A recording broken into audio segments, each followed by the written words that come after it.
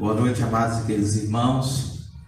Eu gostaria de cumprimentar a amada igreja que está nesse momento conectada conosco, com a graça gloriosa de nosso Senhor e Salvador Jesus Cristo.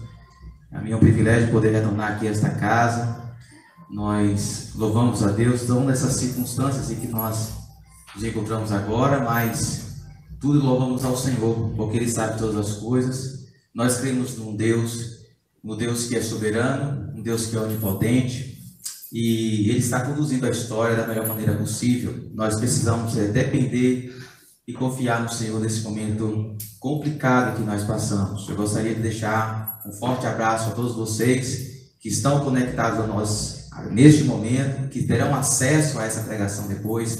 Que Deus possa estar falando com você em nome de Jesus. Esse momento tão complicado que nós passamos e que nós vivemos, onde muitas das nossas orações é para que Deus Ele mude as circunstâncias, que Ele resolva as circunstâncias.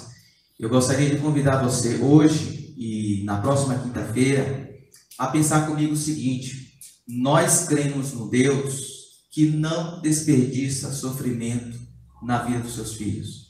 A última vez que eu estive aqui no mês de fevereiro, eu me lembro que uma das coisas que eu falei aqui naquela noite é que Deus, Ele conduz o sofrimento, Ele conduz as adversidades para que o Evangelho progrida nas nossas vidas. Eu creio piamente que esse momento conturbado que nós estamos passando, um dos propósitos de Deus é trabalhar em nós, é trabalhar na nossa alma. A gente pode olhar para esse momento que nós estamos passando de maneira relapse, de maneira displicente, desapercebidas.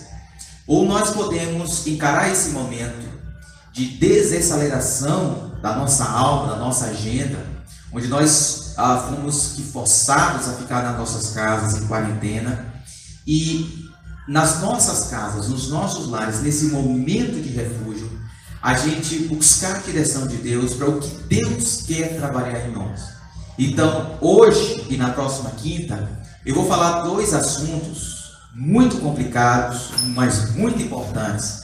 Eu vou falar de pecados da alma.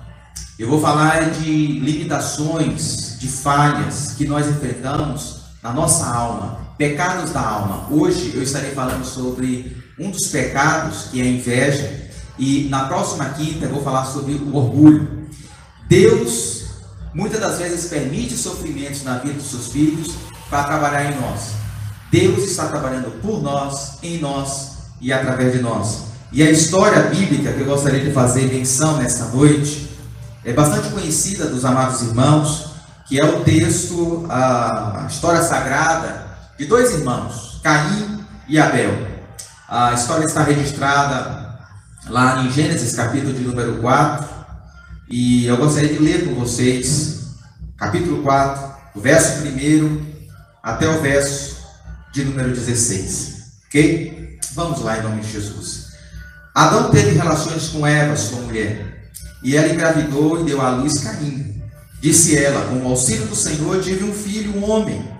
Voltou a dar à luz, desta vez a Abel, irmão dele. Abel tornou-se pastor de ovelhas e Caim agricultor. Verso 3.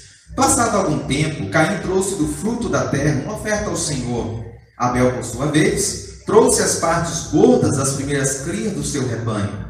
O Senhor aceitou com agrado Abel e sua oferta, mas não aceitou Caim e sua oferta. Por isso Caim se enfureceu e o seu rosto se transtornou. O Senhor disse a Caim: por que você está furioso? Por que se transtornou o seu rosto? Se você fizer o bem, não será aceito? Mas se não o fizer, saiba que o pecado ameaça a porta. Ele deseja conquistá-lo, mas você deve dominá-lo. Disse, porém, Caim a seu irmão Abel: vamos para o campo. Quando estavam lá, Caim atacou seu irmão Abel e o matou. Então o Senhor perguntou a Caim: onde está seu irmão Abel? Respondeu ele: não sei. Sou eu responsável por meu irmão? Disse o Senhor: o que foi que você fez? Escute, da terra o sangue do seu irmão está clamando. Agora, amaldiçoado é você pela terra, que abriu a boca para receber da sua mão o sangue do seu irmão.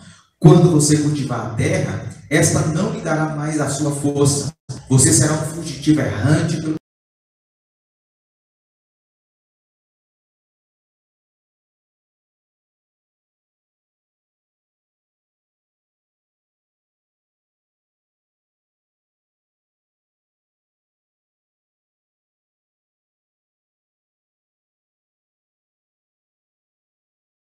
Caim afastou-se da presença do Senhor e foi viver na terra de norte, a leste do Éden. Pois bem, amados e queridos irmãos, a inveja, que é o tema central que rege toda essa história do capítulo 4 que nós acabamos de ler, a inveja é um dos pecados mais sutis da nossa alma. Eu queria defender a tese que a inveja ela é uma autoinsatisfação.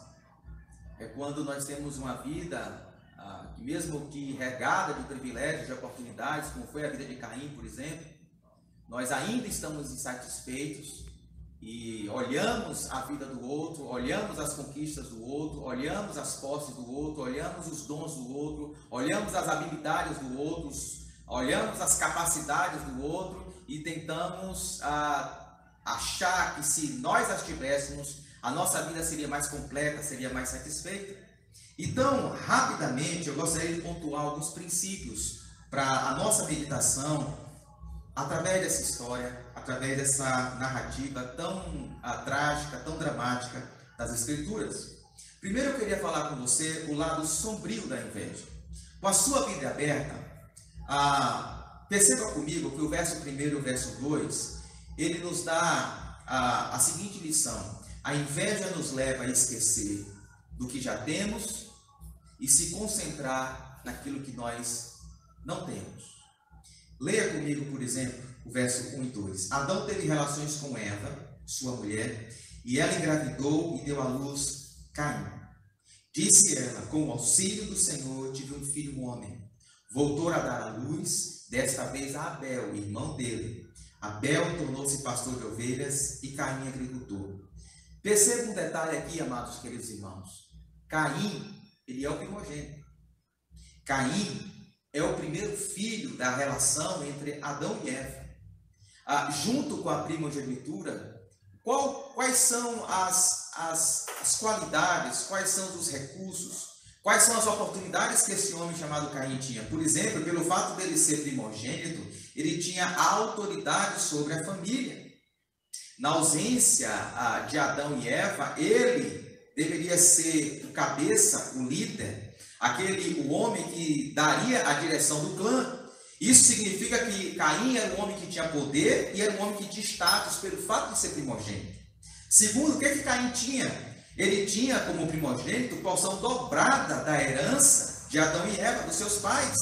Ou seja, Caim, ele tinha riquezas, ele tinha posses, ele tinha direito a uma prosperidade financeira e econômica maior do que Abel. O que Caim tinha mais? Ele tinha direito ao sacerdócio, ele tinha influência, ele tinha o direito, como primogênito, de direcionar a liturgia do clã, direcionar o culto ao Senhor do clã. Perceba que Caim, ele tem poder, ele tem status, ele tem recursos financeiros, ele tem posses, ele tem influência dentro do clã pelo fato de ser primogênito, mas ele ainda está insatisfeito. Ele ainda tem inveja do seu irmão Abel. Ou seja, ele acaba se esquecendo daquilo que ele já tem e acaba se concentrando naquilo que ele não tem. Esse é um dos lados sombrios da inveja. É você se concentrar naquilo que você ainda não tem e deixar de se alegrar daquilo que Deus já te deu, daquilo que Deus já te concedeu. Sejam posses, sejam riquezas, sejam condições, posições, sejam habilidades, capacidades.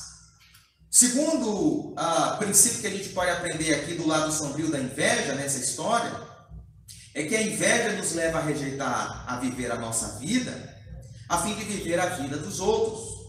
Perceba o verso 3 ao verso 5. O texto diz: passando algum tempo, Caim trouxe do fruto da terra uma oferta ao Senhor. Abel, por sua vez, trouxe as partes gordas das primeiras crias do seu rebanho. O Senhor, e aqui há o detalhe do texto, o Senhor aceitou com agrado Abel e sua oferta, mas não aceitou Caim e sua oferta. Entenda comigo que o que Deus se agrada, o que Deus recebe na relação do culto de Abel, primeiro não é a oferta de Abel. Deus aceita, Deus se agrada primeiro na pessoa de Abel. Deus se agrada, Deus olha primeiro para Abel, para o coração de Abel, para a alma de Abel, para a essência de Abel. Depois Deus aceita a sua oferta. O texto está ensinando que primeiro Deus olha para o ofertante e depois olha para a oferta. E quando o texto fala que Deus rejeita Caim e a sua oferta, é o mesmo princípio. Deus olha para Caim e não vê a essência. Deus olha para Caim e não vê sinceridade. Deus olha para Caim e vê uma imitação. Deus olha para Caim e vê uma caricatura de um homem que quer imitar a vida do seu irmão. Não há essência em Caim. O que Deus rejeita em primeiro lugar não é a oferta de Caim. O que Deus rejeita em primeiro lugar é a pessoa de Caim. Ele quer viver a vida do irmão, ele quer imitar a vida do irmão, ele rejeita o propósito de Deus, ele rejeita a vida que Deus está trilhando para ele e tenta imitar a vida do irmão, e tenta imitar a conduta do irmão, mas Deus, que tudo sabe e tudo conhece, olha para ele e o rejeita. Terceiro princípio, o terceiro lado sombrio da inveja, é que a inveja nos leva ao caos e à frustração emocional diante do sucesso do outro. Olha só o que o verso 5 diz: por isso Caim se enfureceu e o seu rosto se transtornou. A inveja, ela tenta nos conduzir à decepção, à frustração emocional, a uma decadência emocional, psicológica, pelo sucesso do outro. Caim observa que Deus se agradou de Abel e da oferta de Abel, e ele se enfurece, e ele se entristece, o seu semblante se transtorna, ele fica furioso, ele fica irado, ele fica indignado com aquilo, com o sucesso do seu irmão, com a vitória do seu irmão. Alguém já disse que é mais fácil a gente chorar a dor do outro do que se alegrar com a vitória do próximo. Isso é verdade. E nesse mundo das redes sociais, onde as pessoas postam aquilo que faz, aquilo que deixa de fazer, as suas conquistas, para onde vai, para onde viaja, para onde está, com quem está frequentando, os lugares que estão frequentando, e as pessoas colocam isso nas redes sociais, e volta e meia a gente está acessando ao que as pessoas estão fazendo, e constantemente o nosso coração pode ser assaltado pela inveja, pelo fato da gente estar observando aquilo que as conquistas do outro, as vitórias do outro, e com isso se entristecer, com isso ter o nosso coração assaltado por esse sentimento prejudicial e deletério. E por último, ainda falando do lado sombrio da inveja, a inveja, ela tenta nos convencer que para que eu cresça, para que eu ascenda, o outro tem que cair, o outro tem que descer. Para que eu conquiste, o outro tem que perder. Olha só o que o verso 8 diz. Disse, porém, Caim a seu irmão Abel: vamos para o campo. Quando estavam lá, Caim atacou seu irmão Abel e o matou. Essa história é trágica porque esse homem tem um coração tão assaltado pela inveja que ele não consegue conviver com a vitória do seu irmão, com a conquista do seu irmão. Então ele puxa o tapete de Abel. Ele comete um homicídio, ele comete um assassinato. Aqui é a implicação mais dramática, mais trágica que a inveja pode levar. O fato das pessoas serem consumidas por essa inveja. Nós vivemos num mundo, num contexto onde no mercado de trabalho existe concorrência, onde na nossa profissão as pessoas tentam constantemente puxar o nosso tapete, onde no nosso ambiente social as pessoas estão uma concorrendo com a outra. E o caso aqui de Caim, ele literalmente tirou a vida do seu irmão Abel, porque ele não podia conviver com o fato de que Abel tivesse sucesso na relação com Deus e ele não. Tivesse sucesso na caminhada de vida e ele não. Então ele tira a vida do seu irmão inocente. Nós precisamos tomar cuidado com esses com esses 4 princípios do lado sombrio da inveja. Nós precisamos tomar cuidado porque a inveja é um sentimento que brota automaticamente no nosso coração. O fato da gente, a gente não pode escolher o fato da gente ter ou não ter inveja, mas a gente pode lidar com isso. E é justamente isso que o Senhor desafia Caim. Porque o coração de Caim é sabotado, ele é tomado pela inveja, mas Deus desafia Caim pela sua graça a repensar a sua caminhada, a repensar a sua escolha, através da graça de Deus, tomar um novo caminho. E é justamente isso que eu gostaria de tratar nesse exato momento. Porque a graça de Deus se manifesta na vida de Caim, convidando Caim a tomar uma nova escolha na vida, a lidar, a administrar esse sentimento que brotou no coração dele, na ótica do Senhor. Leia comigo, por gentileza, o versículo 6 e 7, porque o versículo 6 e 7 vai nos ensinar que a graça de Deus sempre vem ao nosso encontro, nos convidando a repensar a nossa vida. O verso 6 e o verso 7 diz assim: o Senhor disse a Caim: por que você está furioso? Por que se transtornou o seu rosto? Se você fizer o bem, não será aceito. Mas se não fizer, saiba que o pecado ameaça a porta. Ele deseja conquistá-lo, mas você deve dominá-lo.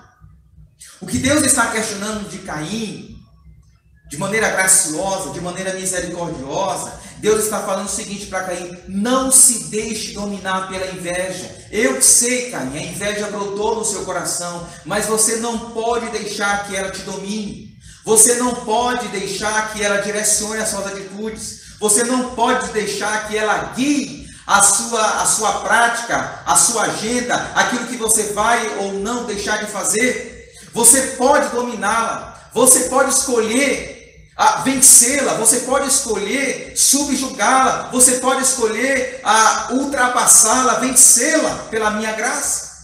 O que Deus está convidando Caim aqui pela sua misericórdia, pelo seu favor merecido, é Caim repensar a sua vida, é Caim repensar as suas atitudes, é Caim, diante dessa fúria que ele se encontrava, seu rosto transtornado, Deus, ele convida Caim o seguinte: faça o bem. Se você fizer o bem, se você escolher o caminho da minha palavra, se você escolher o caminho do meu reino, você também vai ser aceito. Se você dominar esse sentimento prejudicial pelo meu poder, pela minha graça, você vai ser aceito. Gente, é a graça de Deus vindo na minha e na sua direção, nas nossas direções, constantemente nos convidando a um novo direcionar de vida.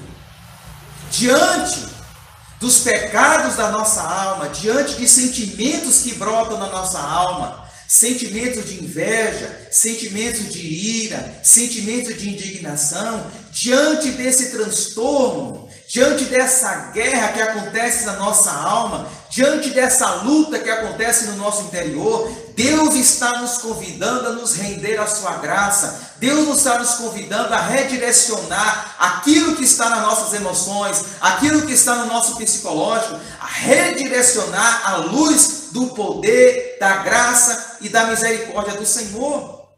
Constantemente o nosso coração é assaltado por esses sentimentos. E isso é uma tentação que todos nós somos alvos, todos nós somos vítimas, mas o fato dessa tentação brotar no nosso coração não significa, à luz da história de Caim, que nós precisamos nos render a ela. Que o texto termina dizendo o seguinte: você, Caim, deve dominar.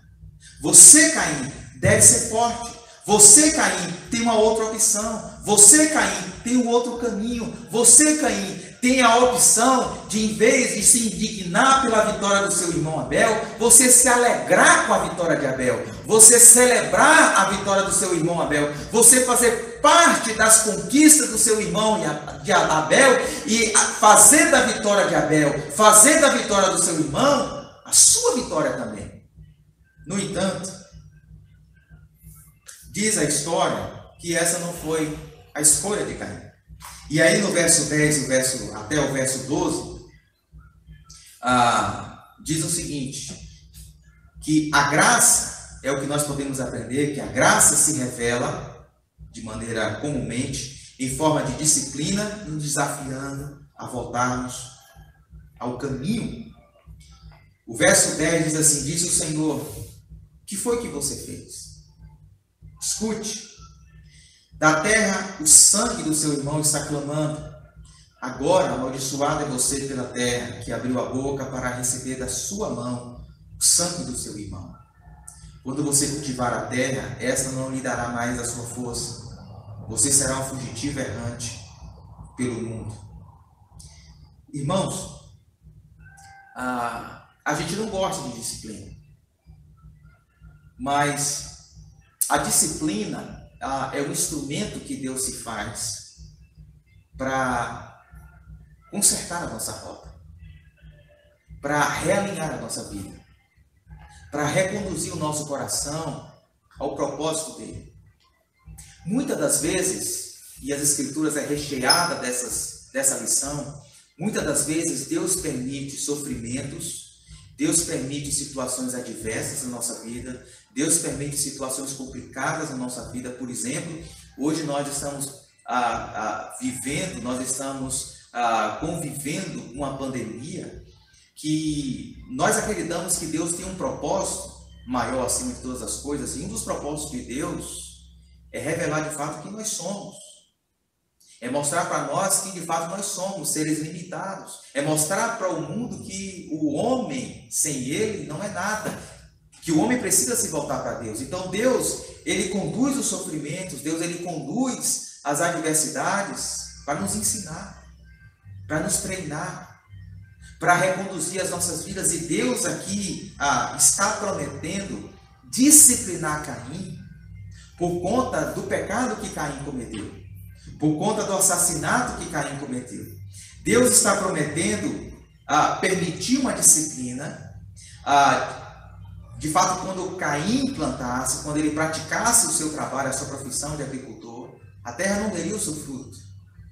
Porque o fato da terra dar o seu fruto é obra de Deus, e Deus está falando o seguinte: olha, eu não vou abençoar a sua plantação, eu não vou abençoar a sua semeadura. E isso é uma disciplina de Deus para amolecer o coração de Caim. Muitas das vezes somos alvo da disciplina de Deus, somos alvo de situações adversas na nossa caminhada de vida, porque Deus, não é porque Deus não nos ama, não é porque Deus não esteja conosco, não é porque Deus nos abandonou, mas porque Deus nos ama demais para que a gente continue no mesmo caminho.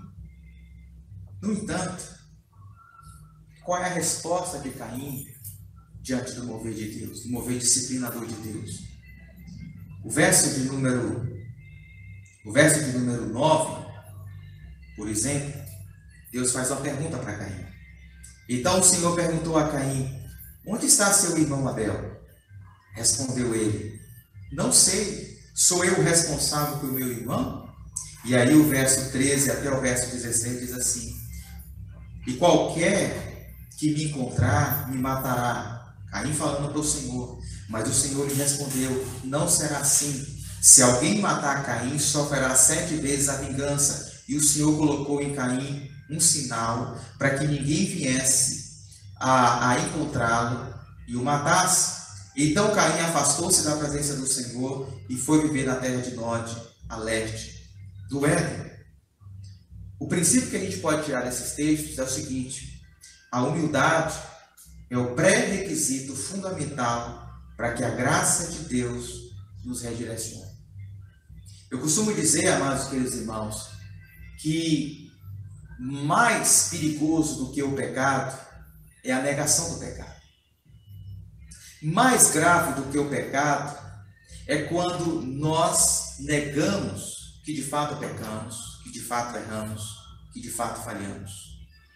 Mais pernicioso do que o pecado é o fato de nós racionalizarmos o pecado, de nós terceirizarmos o nosso pecado, de nós negarmos que nós falhamos e que nós erramos. E é isso que Caim está fazendo. Leia comigo, por exemplo, que Caim dá 4 respostas para Deus, diante do mover de Deus, querendo reconduzir Caim, querendo produzir arrependimento em Caim, querendo redirecionar o coração de Caim. Caim dá 4 respostas. A primeira resposta que Caim dá é a negação. Quando Deus pergunta, cadê o seu irmão? Ele diz, não sei. Sou eu responsável por meu irmão? Caim nega o que está acontecendo. Caim nega que pecou. Deus começa fazendo uma pergunta para que Caim se revele. Deus sabe o que aconteceu com Abel. Deus sabe o que Caim fez com Abel. No entanto, ele começa o diálogo com Caim fazendo uma pergunta para que o próprio Caim se arrependesse. Para que o próprio Caim dissesse, Senhor, eu pequei, eu falhei, eu cometi algo trágico, horrendo. No entanto, Caim nega. Segundo, Caim demonstra um coração autopiedoso. Caim ele diz, meu castigo é maior do que eu posso suportar. Diante do seu erro, diante da sua falha, em vez de Caim se prostrar diante de Deus, reconhecendo as suas falhas, redirecionando o seu coração, reconhecendo que precisa de transformação na alma, reconhecendo que existem sentimentos no seu coração que precisam de cura, que precisam da cura do Senhor, que precisam da transformação do Senhor, Caim enche o seu coração de autopiedade. Ele diz, isso é muito grande, isso é muito pesado, esse castigo é muito pesado, eu não vou suportar. Ele se enche de autopiedade diante do mover de Deus. Terceira resposta, Caim transfere a sua culpa e coloca a culpa em Deus. Olha comigo, ele diz assim, hoje me expulsa desta terra e terei que me esconder da tua face, serei um fugitivo errante pelo mundo e qualquer que me encontrar me matará. Em outras palavras, Caim está dizendo o seguinte, olha, o Senhor vai me colocar em risco. Isso que o Senhor está fazendo vai arrebentar a minha vida. O Senhor não me ama, o Senhor quer me destruir. O Senhor quer acabar com a minha vida. O Senhor não está pretendendo restaurar a minha vida, restaurar o meu caminho, restaurar a minha história. O Senhor quer acabar com ela, o Senhor quer me destruir. Caim, ele terceiriza a sua culpa, ele coloca a sua culpa no mover de Deus, na ação de Deus, na agenda de Deus para a vida dele. E a quarta resposta de Caim, ele demonstra uma evasão. O último versículo diz assim, então Caim afastou-se da presença do Senhor e foi viver na terra de Nod, a leste do Éden. Ou seja, diante do mover de Deus, diante da graça de Deus, que visava restaurar Caim, reconduzir Caim, promover arrependimento, promover cura, diante desse mover de Deus, Caim prefere se afastar. Se afastar. Irmãos, há alguns anos, como pastor, eu lido com pessoas diariamente. E se tem uma dificuldade que todos nós enfrentamos, é diante das nossas culpas, diante dos nossos erros, diante de situações da nossa alma que precisam ser transformadas, que precisam ser tratadas, que precisam ser curadas. Situações, sentimentos, pensamentos, emoções.